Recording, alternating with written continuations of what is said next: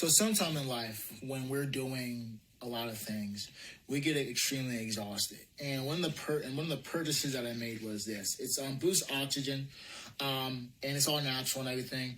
And what it is you use it for all of your performances. So aerobic performance, recharge and recover, and just poor air quality.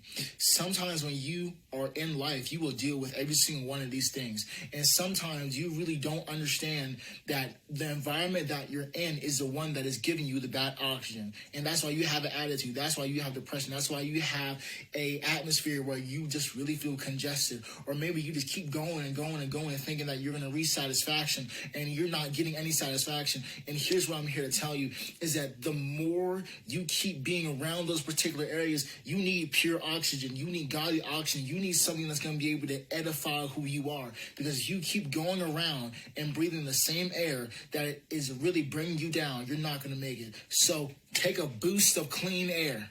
Take a boost of clean oxygen, and that's going to help you out.